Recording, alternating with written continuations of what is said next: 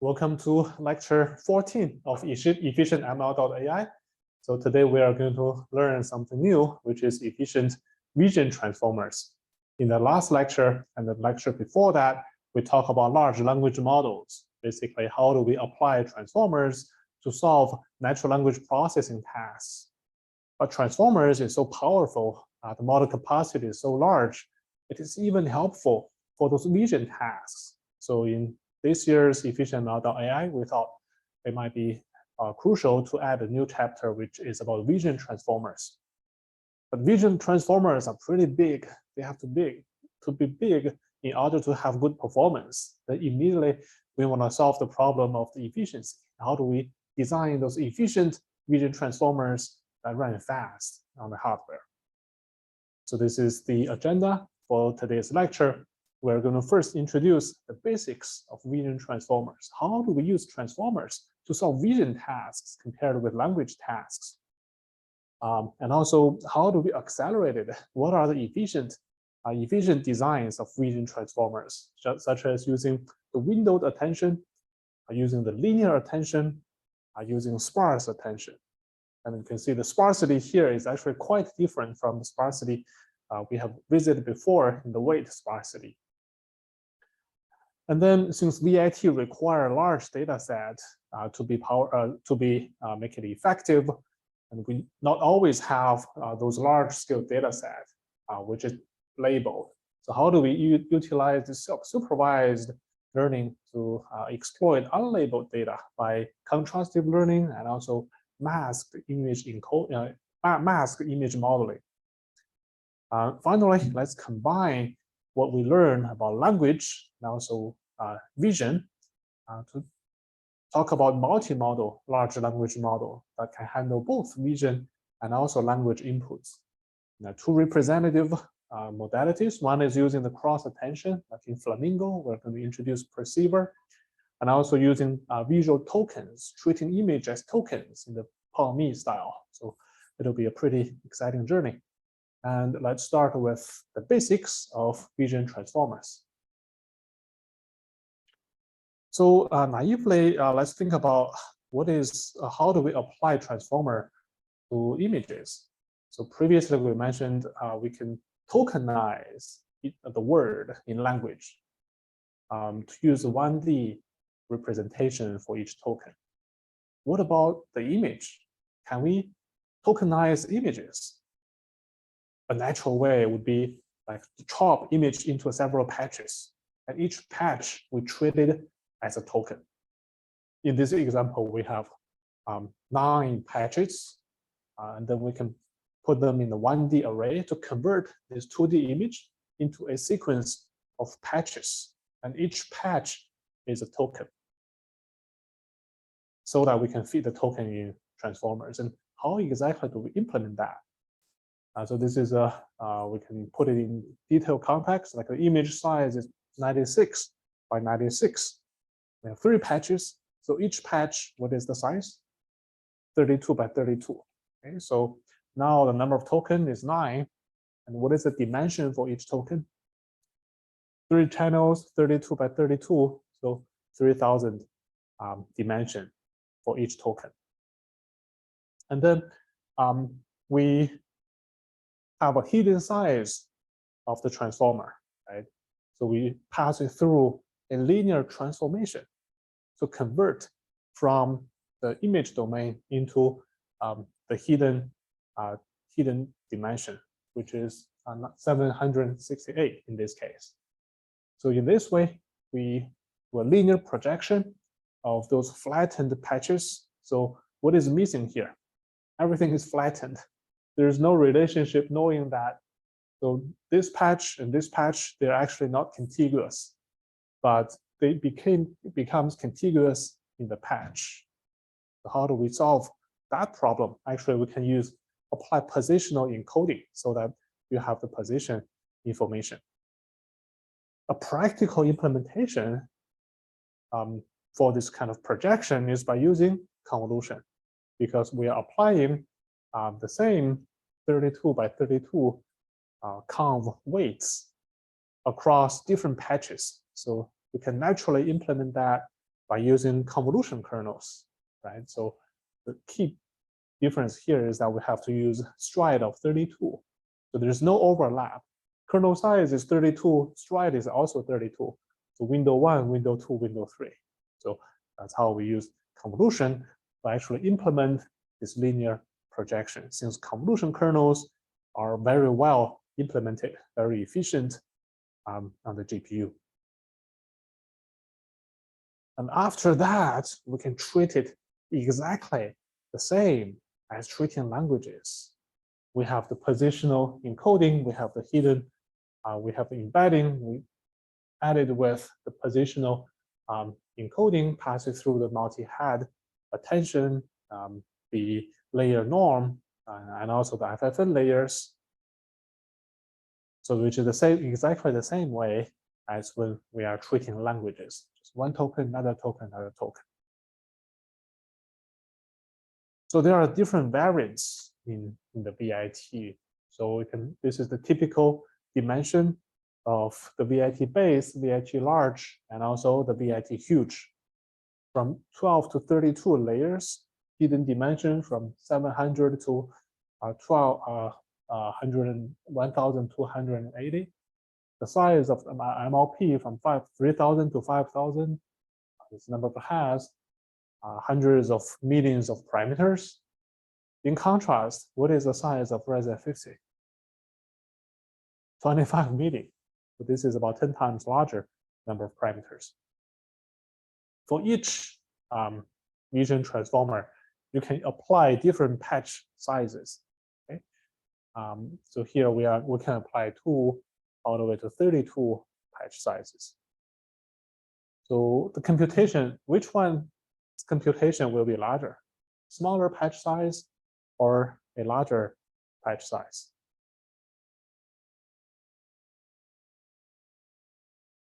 Which one? Smaller patch size will have, right? Yes, because the sequence tends to be higher, longer than. Right, it will be a lot more number of tokens in that case. So when we are saying like ViT-L16, it means it's the large version, L for large. -16 means the patch size is 16 by 16. Like every 16 by 16 pixels is treated as a single token. So that's the notation for vision transformers. How does vision transformer, ViT, compare with CNNs? Actually, this is when we are tweaking the number of pre-training images. When the amount of images is small, actually ViT is inferior to CNN. But once there's a much larger amount of training images, the ViT begins to outperform CNNs. So ViT require large amount of data, labeled data. So that motivated us for unsupervised, self-supervised training in a moment later.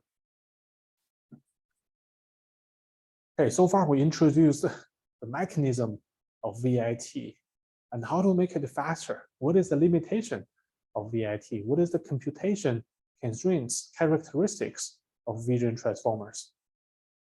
So we are going to introduce efficient ViT, the multi-scale linear attention for high-resolution dense prediction. So first of all, high-resolution dense prediction vision tasks is very crucial, such as medical image segmentation. We have to run at a high resolution to distinguish different diseases, and also super resolution. It's a high resolution dense prediction task. We have to predict from this input to the output for each pixel. We have to make a prediction. So it's dense prediction. The compute is pretty heavy. And also in autonomous driving, high resolution is crucial. You want to distinguish the cyclist versus if you use a very low resolution, the cyclist will just disappear. So this figure is showing the accuracy gap using a high resolution versus using a low resolution input. The benefit of the MLU, the segmentation accuracy, is pretty significant using a larger resolution. However, the compute, okay, the Gmax, still remember Gmax, the number of multiplication and add, the compute also grows quadratically with the input resolution compared with the CN architecture, where the compute doesn't grow as fast as this ViT architecture. Due to the attention map is n squared, right? ON squared. And so if you have the number of pixels increasing, the number of the size of the attention map, the compute of the attention map will grow quadratically with the resolution, which is pretty bad. As a result, this is some pioneering work about using applying region transformers to segmentation task called a segformer. On this CD-skips dataset, which is for autonomous driving, actually it runs very slowly, only about 1.6 frames per second. But applying efficient ViT, we can make it much faster, 21 frames per second. And this is measured on NVIDIA Jetson AGX Orin, a autonomous driving mobile GPU platform. And the MOU is actually even better compared with the baseline. Let's see how it works in a moment. Another application is AR and VR applications. For example, this segment anything from Meta. We've seen this. You can have a prompt, which is a red dot, indicating where you are looking at. And it's going to segment the point that you're looking at. For example, here you're segmenting the person, the cook, countertop, living room, etc. Again, this requires very high resolution, dense prediction for the segmentation map. So here, let's diverge a little bit to talk about how segmentation anything works. It has an image encoder, takes an input, and then encode it into image features. It's a promptable image segmentation. What does it mean, promptable? It can take several prompts, just like in NLP task. The prompt could be the mask, it could be the point, and then tell me what is the whole object, the mask of a certain point, or it can be a box, like you have a rectangle and can tell you the exact mask, segmentation mask, or even using text. This one is not released yet. It is also ambiguity aware, because for the same point, you want to have the segmentation mask. It can mean either the whole scissors, or only the handle, or half of the handle. And finally, propose the automatic data engine to use the model. So annotate the image, get the mask, get the data, and use the data to train the model and form a virtuous cycle to continuously improving the quality of the model. There's more than 1 billion plus masks and 11 million images. In contrast, ImageNet is about 1.2 million. So this is 10 times larger amount of images. Okay, so let's go back to talk about the efficient techniques for vision transformer. A natural way to overcome this issue where the compute grows quadratically with the resolution is that we can use this windowed attention. Okay, so previously, here we have 16 tokens. If the resolution gets larger, the number of tokens will get larger, assuming the patch size stays the same. But here we can do attention only within a window, okay, within the patch. So this is doing attention among the patches. This is doing attention within the patch. So each window, the attention can be done in parallel. This is the batch dimension, the number of windows. Okay, and the window size is fixed. So n squared, the attention map size is fixed. And the amount of computing just grows linearly with the resolution. So that's the benefit of using such windowed attention. And also we can gradually downsample the image. So in the previous original ViT, there is no downsample. the number of tokens keeps the same. But here we can apply downsample so that the number of patches can keep decreasing. But what is the problem here? If we constrain the attention to be within the window, there is no information exchange. So the information only flows within this patch. You have the n by n attention map. Only several pixels within this window attend to each other, but there's no attention between the windows. Only when you are doing the downsample, you have a larger receptive field. But within this this stage, there is no information flow. But how do we solve that problem? So this swing transformer paper, very popular, introduced a very smart idea. So for layer I and layer I+1, they introduced this shift operation. So shift the pixels by 2 in this case, so that the adjacent windows, they can exchange the information, allow the information to flow, because in the next I+2 layer, it's going to shift it back, so the window will see this part. So in that way, the information begins to propagate among adjacent windows. So this is the figure for 2 adjacent blocks. You have this is one block, this is another block. This is multi-head self-attention. And here there's a W stands for windowed multi-head self-attention. And this is SW stands for shifted window, like windowed shifted window.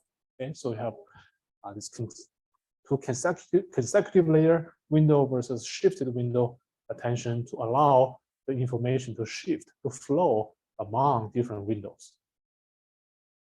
So in this way, the swing transformer actually outperformed the original ViT with respect to its accuracy. Okay, so it's over 80% versus below 80%. And here the throughput is better or comparable with the ViT. On diverse tasks, so this is ImageNet 1K, object detection, and also segmentation tasks. So it's very applicable to different downstream tasks, not only on ImageNet classification, but also detection and segmentation. So those are for dense 2D images. So in self-driving, another key part is working on the sparse point cloud. So this is 2D image. This is dense. We want to do 3D object detection, and also this is 3D point cloud that is sparse.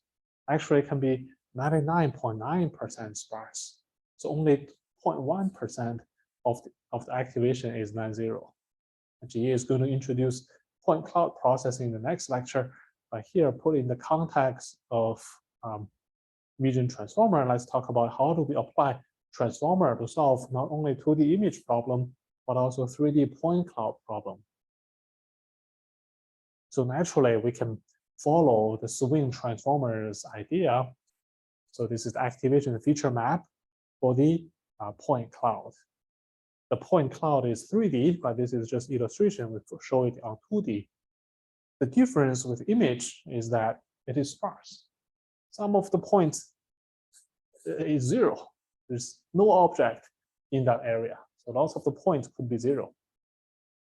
The naive way to apply the swing transformer is just using this kind of equal window grouping. Okay, the window size of 2 by 2 is the same grouping in this case. It has perfect spatial proximity. Everything, each point within this window, they have perfect proximity. They're adjacent to each other. But computationally, such sparsity add irregularity. Okay, sparsity adds irregularity. So, like the first group has only 1 and 0. Second group has 2. This group has 2. This group has only 1. This group has 3. It's highly imbalanced. Therefore, it's hard to parallelize. If you want to do batching to improve the utilization of the GPU, sometimes you have to do padding to introduce those extra zeros. And in reality, the distribution of the number of points within the window, okay, number of points 3/4, this distribution that varies a lot across the windows. Actually, a few of them could be pretty dense, but many of them actually are very sparse.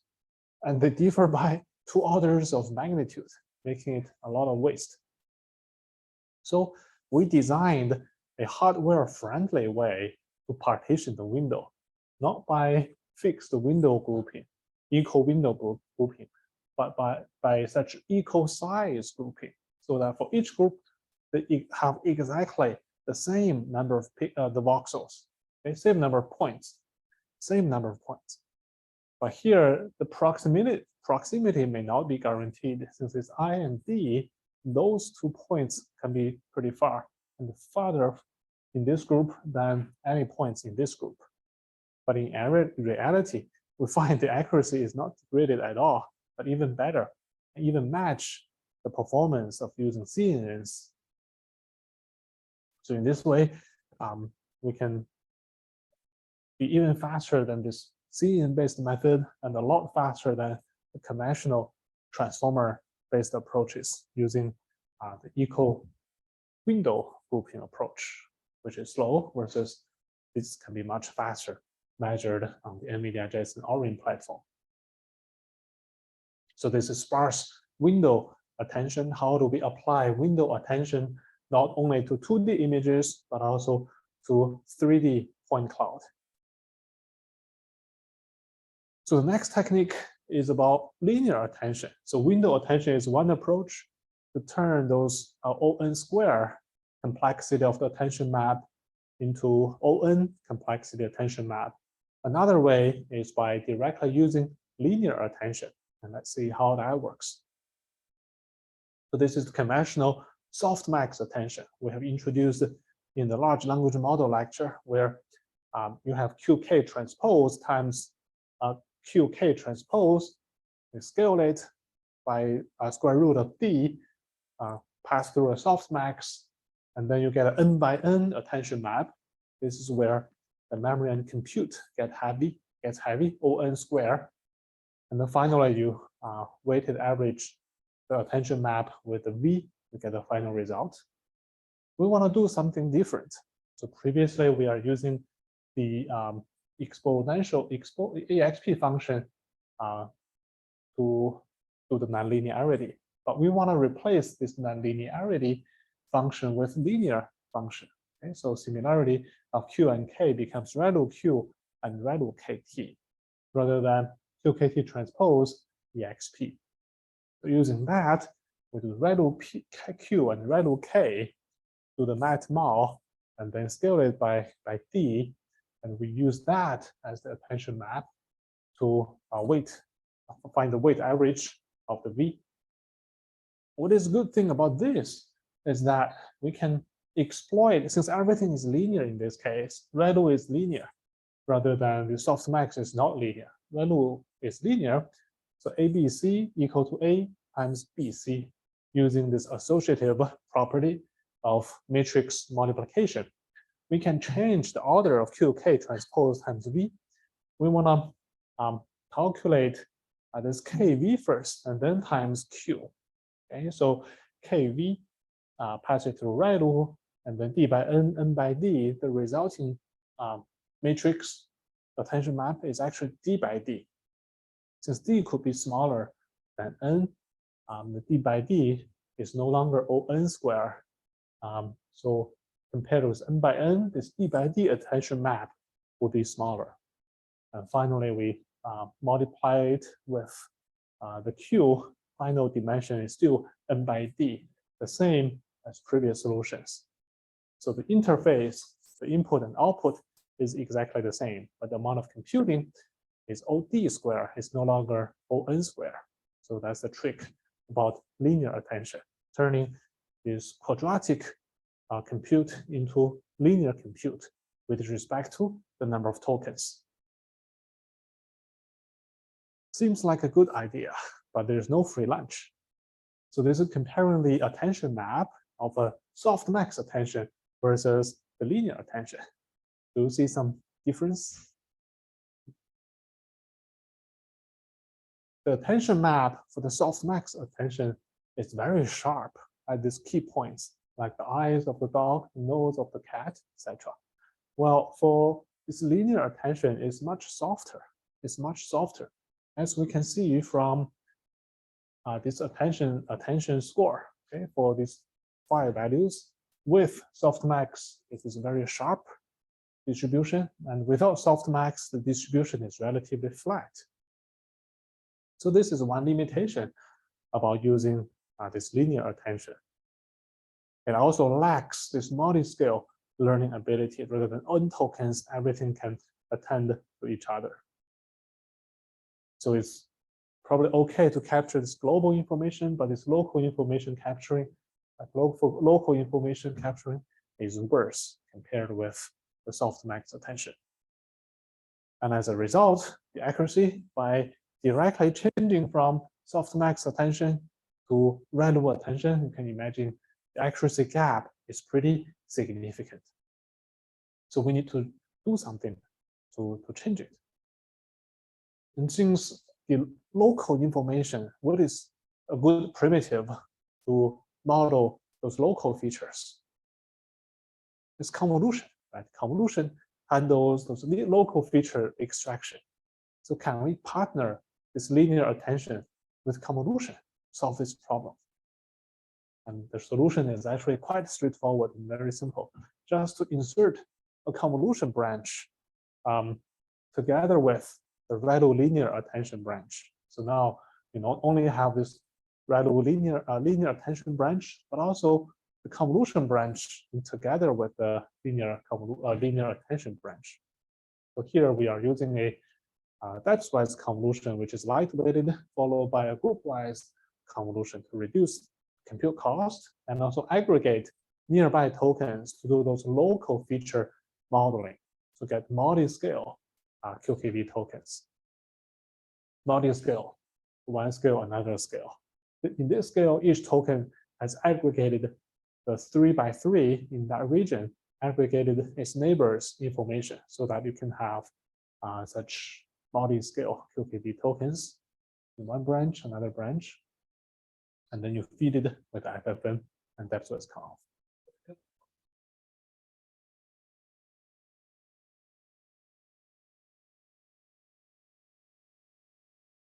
Local information. Right, exactly. Global information, local plus global, put them together. What if you only use this bottom branch? We haven't quite tried that, but I think this might be helpful to do some ablation study to try only this branch. So as we can see on the right, the accuracy gap is not only filled, but actually it's getting better, even better accuracy compared with just using the softmax attention. The key idea is by specialization. Okay? Specializing this global feature extraction, this branch specializes in the local feature extraction. And the computation overhead here is very light because we're using depth-wise conv and 1-by-1 group conv. And as you can imagine, this is pretty significant speed up on the mobile device, self-driving device, and also cloud data center GPU from 8 to 5x speed up, and even maintaining the MIOU on the segmentation task. This is for super resolution task. This is the just by cubic upsample, Resampler, swing IR, a very popular technique for image super resolution. They run 3 images per second, 4 images per second, but we can run like 17 images per second, which is about 5 to 6 times faster and with even superior PSNR with better quality. And this is the result on segment anything using the bounding box as the prompt, bounding box as the prompt, bounding box as the prompt. from 12 images per second to 1009 images per second. This baseline is the ViT huge. This is using the point, a single point as the prompt. For the giraffe, again, pretty much faster speed. And this is segment everything using many points, segment the entire image. Quality is very well maintained until some of the details. And compared with a few mobile SAM or nano SAM, the efficient ViT is much more accurate and much faster, from 300 to 1000, from 700 to 1000 images per second, with better MLU. So the last slide is showing the performance on the ImageNet. So here we want to profile both the latency for real-time applications like autonomous driving. So we use the Jetson Orin for real-time autonomous driving platform and targeting throughput on the GPU, cloud GPU to show the efficient ViT is good at both edge and also cloud devices. So this is the latency and accuracy trade-off. This is the throughput versus top point accuracy trade-off. So by using an efficient ViT, we demonstrate that it is possible to use linear attention to replace the softmax attention to achieve linear complexity with respect to the high resolution, and also combined with the specialization idea for local feature extraction using Conv versus global feature extraction using attention, we can have this better trade-off between the accuracy and the speed. Okay, so lastly, let's talk about applying sparse attention to make ViT more efficient.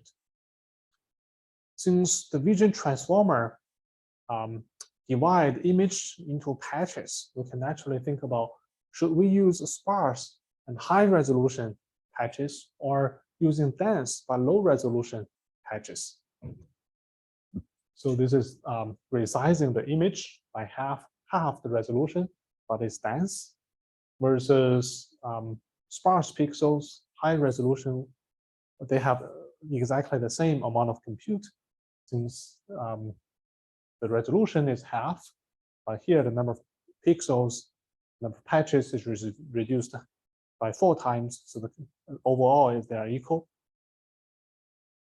So let's see which is better.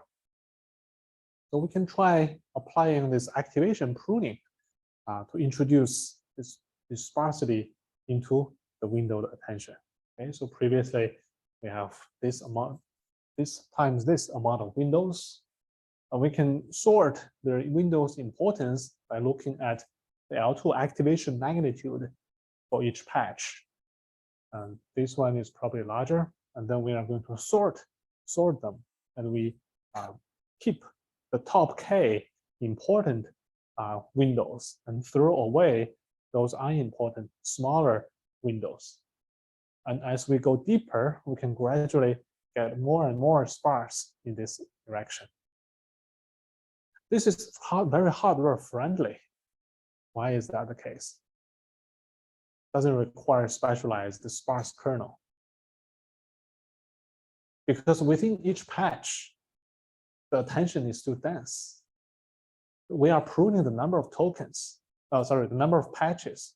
So the patch is in the batch dimension in the swing transformer, right? We are doing attention within each window, and this is the batch dimension. So we are reducing the batch dimension. So this kind of sparsity is very hardware friendly. We are just reducing the batch dimension. So in that case, we can make it easy to run inference efficiently on any hardware. So what about the training part, training time? We need to give the model an idea. We have to make it adapt to such pruning process during training. So here we are doing similar stuff like the once-for-all network. So during each training iteration, we are sampling different patches. Okay, so here we are sample 3, 2, 1, 3, 2, 2, 3, 3, 1. it's getting more and more sparse, but the sample patch is different in each case. So the original model, we are trying to adapt the original model, okay, without training from scratch. Original model only see dense activations, okay, but we want to improve the sparsity awareness by fine-tuning the pre-trained model with random sampled layer-wise activation sparsity at each training iteration. It's similar to the once-for-all network. Different iteration, we are sampling different part, different sub activations. And here we can do evolutionary search similar to our lab 3, homework 3. So at inference time, we sample a certain sparsity, for example, 3, 2, 2, and see if we can satisfy the compute budget and also the accuracy budget. So we keep it, otherwise we sample again until satisfaction. And this way we can outperform the random search using evolutionary search in red on the top. And as a result, it answered our question. Actually, this sparse and high resolution is actually better than this dense and low resolution.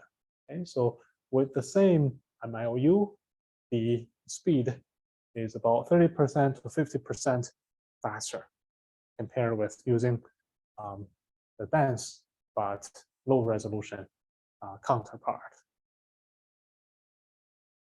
And here are some visualizations about the sparsity mask. What did we learn during this process? Actually, the Sparse ViT learns to prune those redundant background windows.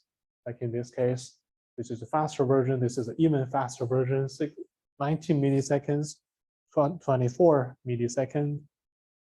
And this is the pruned, the patches, the windows that is survived the pruning. We can see there are different colors, different brightness, because for each layer we are getting pruned more and more. So those bright area are surviving the pruning for all the layers. This gray area, they might get pruned in the middle, and this black area, they might get pruned from the very first. So here, the object is left. The road blocker, the cars are left, survived the pruning. So we're showing that this sparse ViT is pruning those irrelevant background windows and retaining those informative foreground windows object. All right, so that's all for the first two sections about basics of ViT and also efficiency techniques. We're going to take a break before jumping into self-supervised learning for ViT and also multimodal language model. Okay, let's continue our discussion about vision transformers. Let's now discuss self-supervised learning. How do we apply self-supervised learning for ViT? By expanding the amount of unlabeled data to help us train ViT, starting with the contrastive learning. So the motivation here is that we need a large amount of data so that ViT can outperform the CNNs only when we have large amount of data sets. Okay, but labeling those data sets is very costly. And how do we exploit a large amount of unlabeled data to train vision transformers? So we can actually train a large amount of image data that is without the label by pre-training the model using this self-supervised learning approach. And then do knowledge transfer similar to the large language model. We train a foundation model and then apply it to downstream tasks. The downstream task is smaller, but we can afford to label such a smaller amount of data set, and then apply the transferred fine-tuned model on the downstream target task. So this is how do we train the unlabeled data to mitigate this issue and to train ViT with unlabeled data. So one approach is by using contrastive learning. So you have a cat and you use two different views. You rotate it a little bit, tint it with different color, etc. But a cat is still a cat, no matter which view you rotate it. On the other side, you feed it with another species, with another class, a dog. And then you want to pass it through the same encoder. And the encoder should encode the result such that the view 1 and view 2, different views of the cat, they should be closer. And the cat and dog should be further away from each other. So the loss, the embeddings will encourage the different views of the same class, the cat, different views of the cat to be closer than cat and dog. So in this way, we didn't actually do any label, but use the sample itself just by rotating it or sample it with different views, tinted with different colors, crop it, those kind of manipulation on the same object to encourage such similarity. And as a result, we can see that if we directly train a pretty large ViT model that is randomly initialized in the first row on a small task like CIFAR 10 or CIFAR 100, actually the ViT huge it's even worse. This is accuracy is going down from ViT base to ViT large to ViT huge. The accuracy is actually going down. But by using the ImageNet self-supervised learning first, and then we apply ViT base large and huge, actually the accuracy is going to grow up. Okay, so the self-supervised ViT model deliver stronger performance than the supervised counterparts. Okay, so this is the supervised counterpart on the second row. And finally, the accuracy can improve on downstream task as we are using a larger ViT compared with previously using a smaller one. And there is another way, popular technique to encourage multimodal contractive learning. Previously, we are just looking at the image itself. A cat rotated dog, rotated cat should still look like a cat. Those are purely in the image domain. What about combining the image and also the language domain together? So with each image is associated with a description, so that we can pass it through both the image encoder for the image and also a text encoder for the description. And this is a description encoded for different tokens. This is for different images. And we want to encourage the diagonal to be more salient. Okay, because the diagonal is text 1 is describing image 1, text 2 is describing image 2, and so on. So we can use this way to perform large-scale contrastive learning using this paired image and text pairs. What we need here is just a pair of image and also this description of the image. So at inference time, for example, we feed it with a new image. The class doesn't have to be seen before, which is zero shot, open vocabulary. Doesn't have to constrain yourself with 1,000 classes like ImageNet. But without fine-tuning, we can handle any number of classes. We pass the image to image encoder. We pass it's a photo of some object. Among different words, we can fill them in and get the similarity. And pick the highest similarity one we find is a photo of a dog. So in this way, we find such zero-shot learning capability is very helpful, very interesting in this case. We haven't seen those downstream tasks before. No fine-tuning, no retraining can enable such zero-shot learning using CLIP.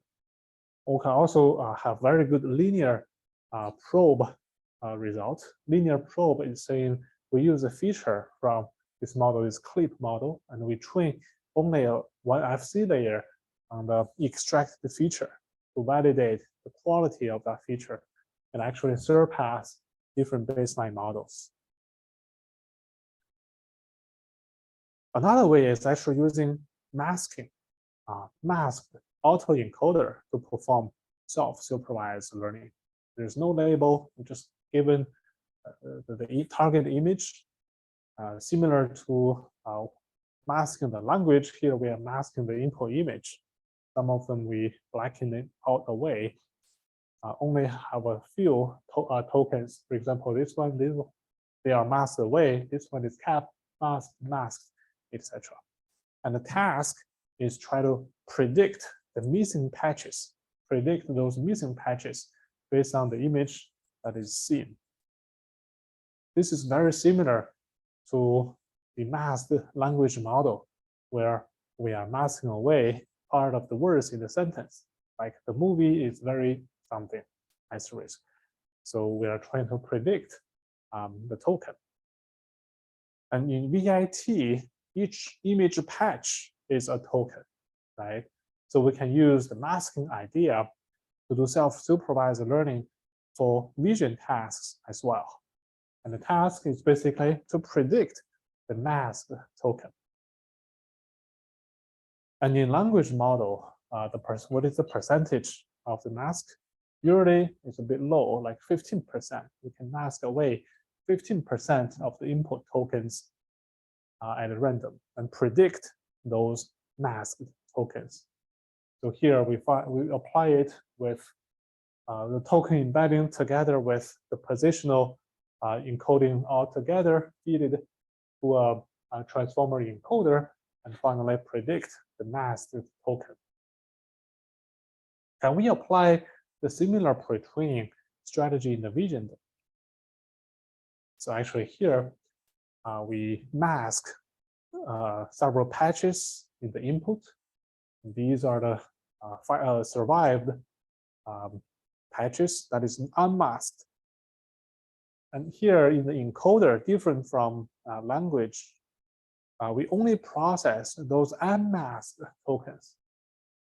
Those are the unmasked tokens. We feed it to the encoder.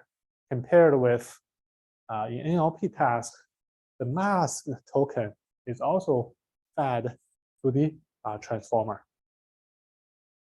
So the good thing is here we have less number of input tokens to improve the compute efficiency.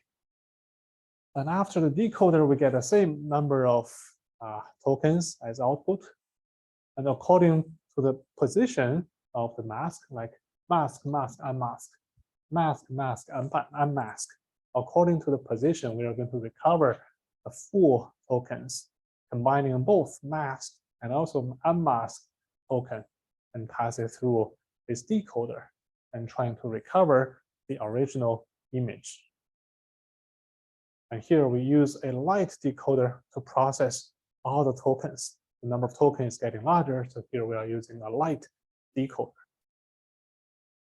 And the reason we are using a heavy encoder with only this unmasked token is that usually we need to mask a lot of tokens. Okay, so this is the accuracy versus the masking ratio. What is the trend of the masking versus unmasked? You can imagine if we don't mask anything, you are not able to learn.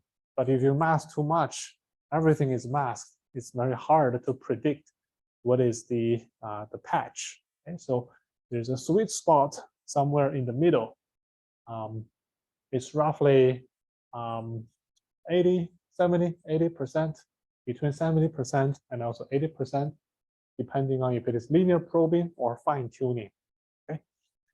This ratio is actually much higher compared with BERT's mask ratio, 15%, versus the optimal masking ratio is roughly 70 to 80%. So therefore, it will be a huge redundancy if we consider not only the unmasked patches, but also the masked patches. We feed so many masked stuff into the encoder. That's why we only pass through those unmasked tokens, patches into the encoder.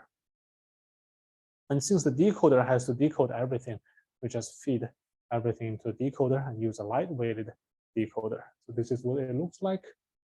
So this is the mask. This is the recovered image, the bus versus the original bus. Actually, the recovery is really well. A masked lamp. This is recovered lamp. This is ground truth lamp. How amazing it is, given this random, this something looks like a random patch, so I can recover a bird, waterfall, animals, elevators, everything. So this is pretty amazing. There's no label, and you just mask it and trying to recover it, and then can build a very good feature extractor. Actually, the accuracy is even better than the MoCo, the previous contrastive learning idea we have learned. This is number of blocks fine-tuned. The accuracy is pretty significantly better than the baseline. But this is masked autoencoder. Okay, so that's the conclusion for the self-supervised learning techniques for ViT. Just recap, ViT require a lot of data in order to match or surpass, outperform CNNs, but getting a lot of labeled data is difficult. That's why we need such self-supervised learning techniques for ViT to exploit a large amount of unlabeled data, including contrastive learning and also masked image encoding, image modeling. So far, we covered both large language model and also vision transformers, applying the same primitive, which is transformers, to both language and also vision. Can we combine them to model both vision and language all together? So I'm going to introduce two techniques. One is using cross-attention. One is using the visual token. Flamingo and Palmi are the two represented work. So let's look at what is the state of the art vision language models, okay, toward large language models that can see. So this GPT-4V, which is just released a few weeks ago, V for vision, can take visual inputs. Like in this example, given the prompt, how much did I pay for tax? Where is the information?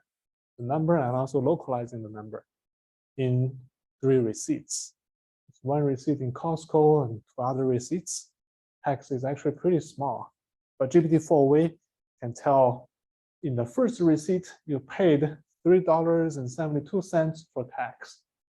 And the information is located on the bottom of the receipt. It's actually right here. It's pretty small, but very accurately detected. And in the second receipt, you paid $42.23 for tax. It's somewhere here. And the second, the information is located near the bottom of the receipt. And their sales tax line even tell you where it is. In the third receipt, you paid $4.58 for tax. The information is located at the bottom of the receipt under the tax line.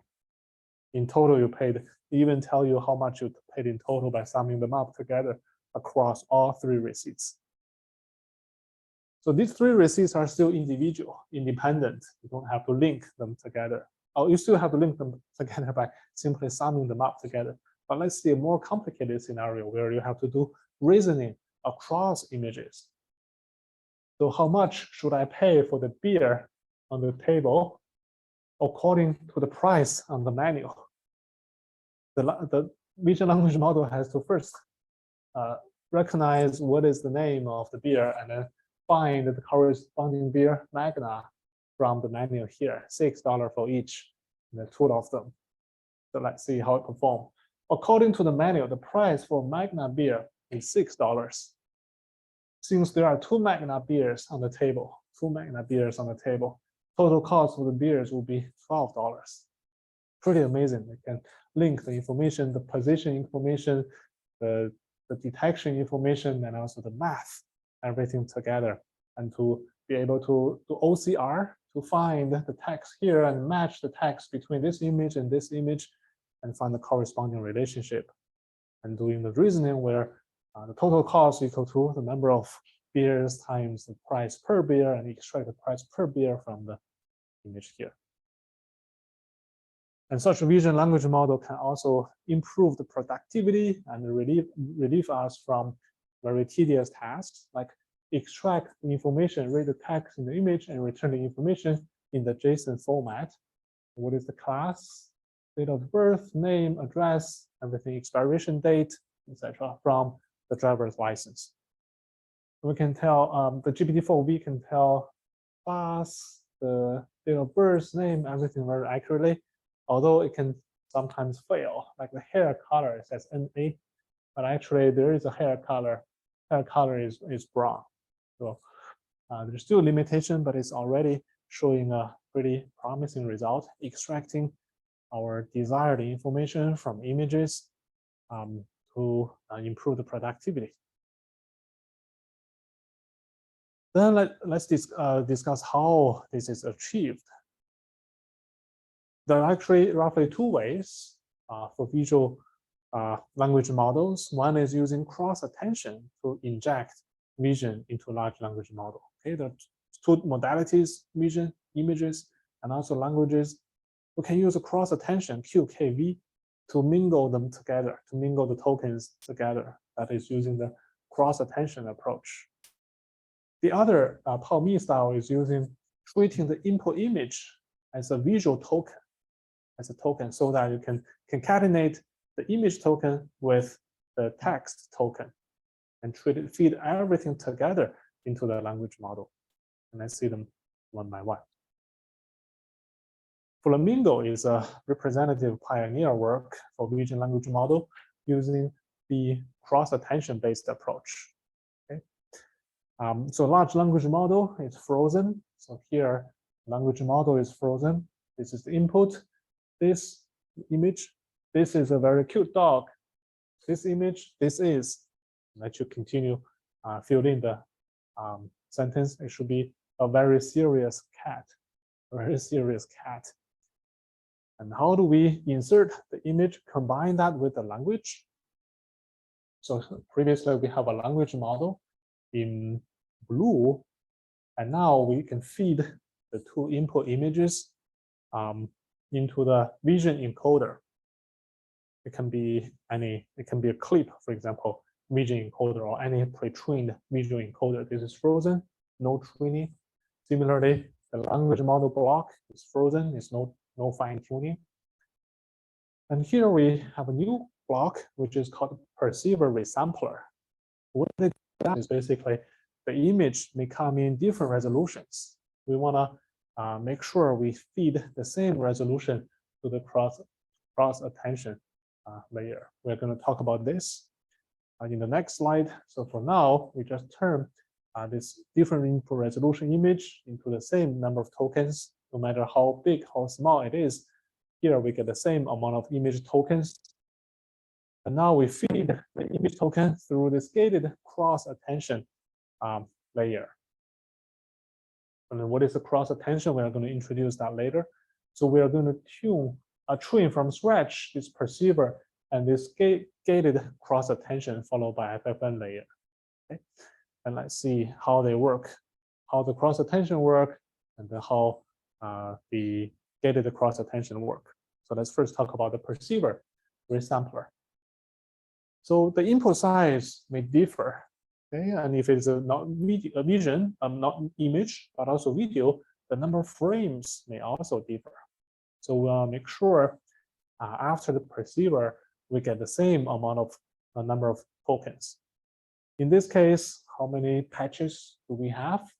We have not 3 by 3. We have 9 patches, 9 tokens for each input image. And this video frame has 3 frames. So altogether, we have flattened 27 tokens from the video's input. Okay, so we treat the video as 3 frames. Each frame is 9 tokens. Altogether, we have 27 tokens.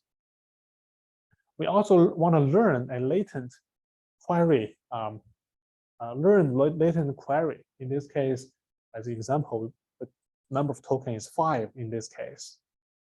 So those are the learned end-to-end. You can backpropagate, get a gradient to update this learned query. And here, the K and V is the concatenated version, okay, of the visual token and the learned query.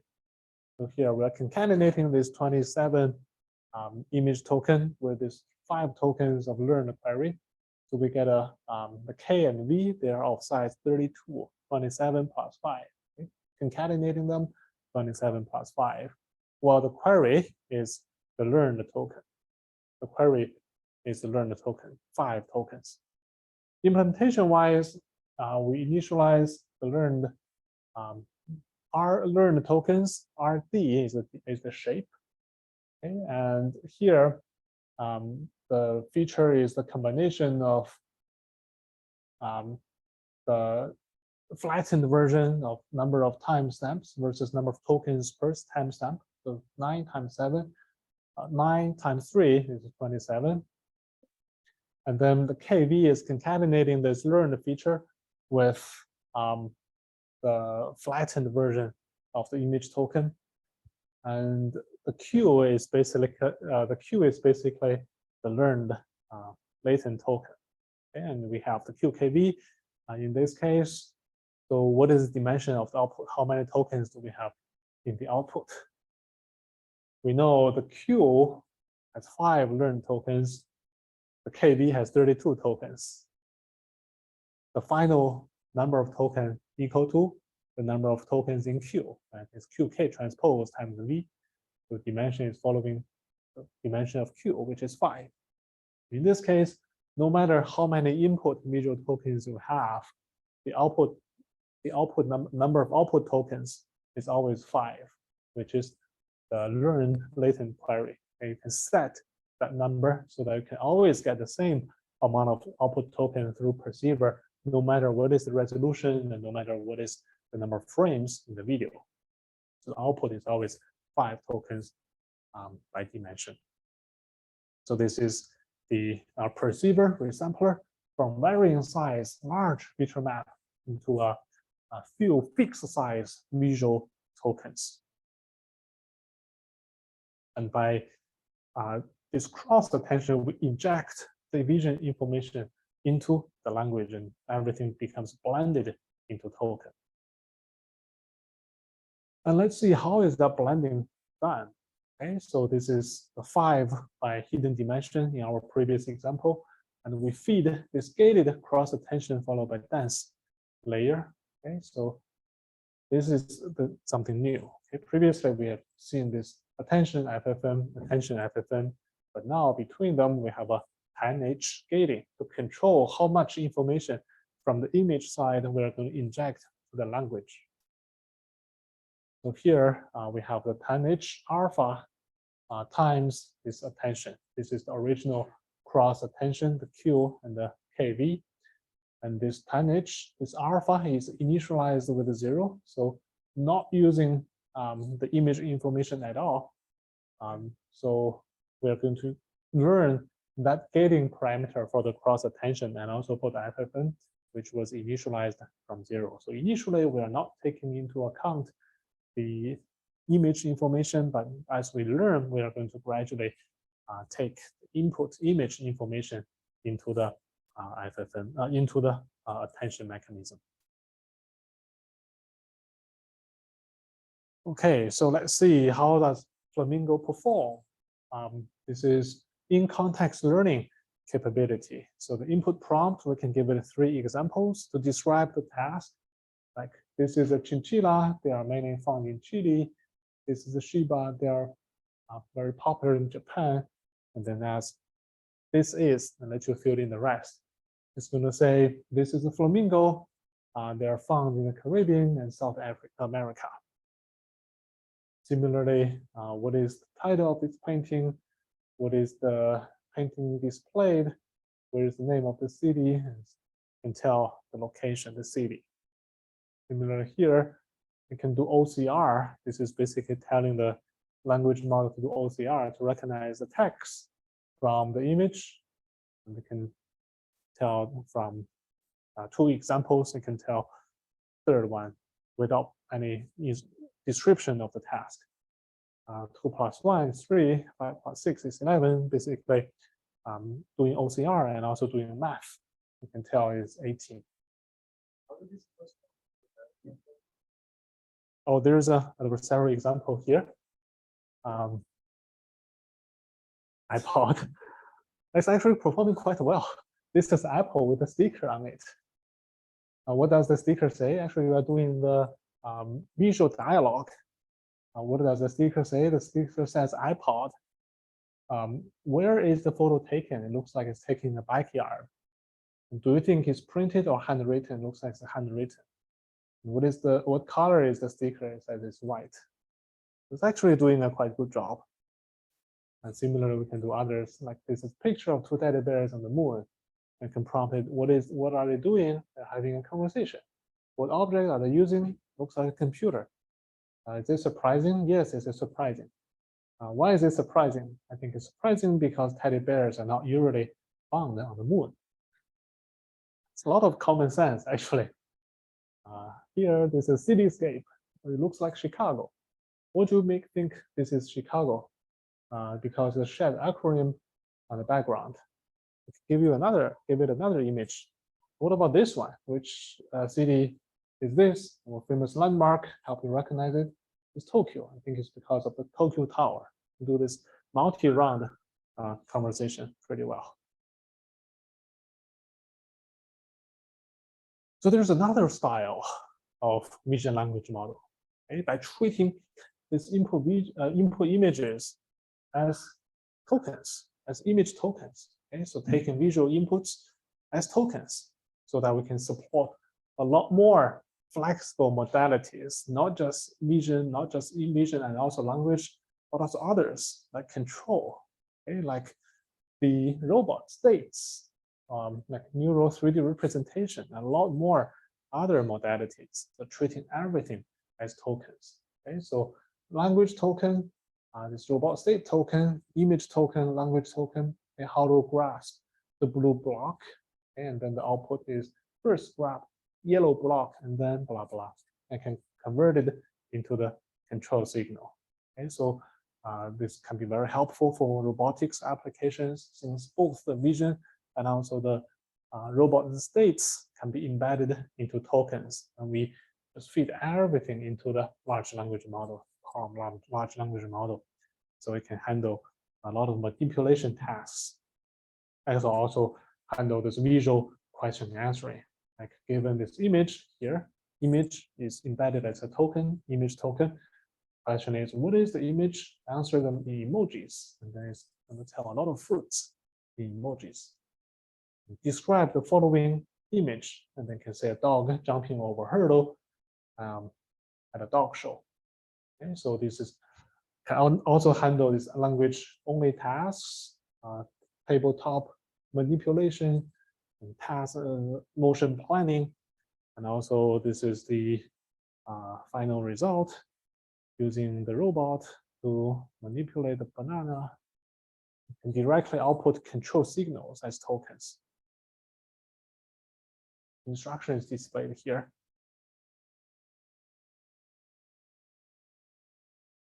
Put strawberry into the correct bin.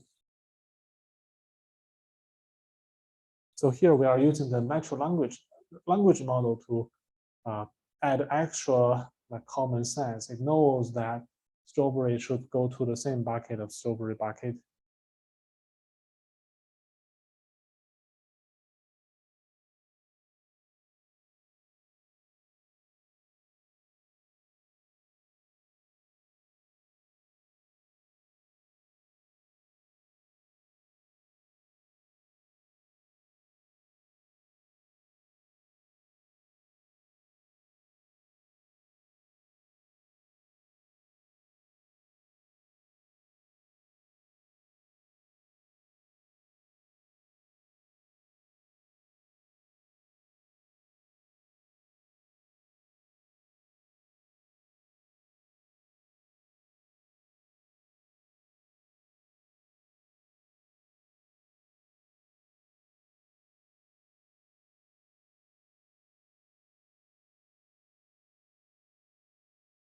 So if we only have vision data, we don't know that's a German flag, but the language model really helped.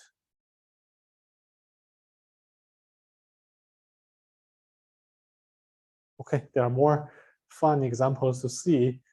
And this is like the vision language model trained by our TA. I'm going to show this. It's pretty exciting to handle those corner cases in self-driving. Given this image, G trained a model on this. What is unusual about this image? Model says the chair is flying, seeming coming out of the back of the truck. And what should you do if we encounter this? It's going to say you should immediately stop your vehicle and move to the same distance. If you don't have the training images in the training data set, the vision language model can help you handle some of the corner cases like this. On the video of the robot, you know how the LiDAR information is being incorporated? This is also going to transformer, or like, yeah, I guess, is that being used for the operation? Like, what's? I don't know if in that specific paper, yeah, but for LiDAR, definitely it's possible to encode that into tokens. And actually, we described that in the one of the present slide about how to handle the sparsity in the LiDAR sensor in the point cloud. So you can definitely encode LiDAR information into tokens. So this work, every modality is encoded into tokens. All right, so here's the summary of today's lecture. We started with the basics of vision transformers. So using transformers to not only handle language, but also vision tasks. So each patch is a token, or each window we can also do window attention. Okay, so that brings the problem, the O(n) square complexity with resolution cannot handle large resolution very well. How do we do it? So we can use window attention so that you do only attention within the window. But what about information flow? You shift it across adjacent layers so that you can encourage the information to flow. So that's window attention. And then efficient ViT is using the linear attention rather than O(n) square. It's proportional to n, replace the softmax attention with linear attention. And also sparse attention. Those sparse high resolution is better than dense and low resolution. Also using sparsity, we can prune in the batch dimension, which is pretty hardware friendly. Self-supervised learning for ViT, since ViT require large amount of data to surpass CNN architectures, a large amount of data is difficult to label, then we can use contrastive learning or the mask image modeling, which is pretty interesting, like masking like 80%, 70% of the image tokens to try to predict it. Then we introduce multimodal language model, including using cross attention to inject the vision information or use visual tokens, treat different modalities all as tokens. In the next lecture, I'll be traveling to Toronto for micro conference. Our TAG will introduce other exciting applications like how to accelerate GAN, video recognition, and also point cloud. Hope you will enjoy this lecture next Tuesday. And by the way, our project ideas are released. So the project ideas are released on Canvas. It's open-ended project. We just gave you some pointer to help you get started. Those are very well curated projects with starter code and also some demos released on Canvas. Feel free to propose your own projects. You can either base on your proposal or you can propose your own. It will be done in groups of 2 to 3 students. It's open-ended. If you need any help, feel free to come to me or come to our office hour. That's all for today. Thank you, and see you next week.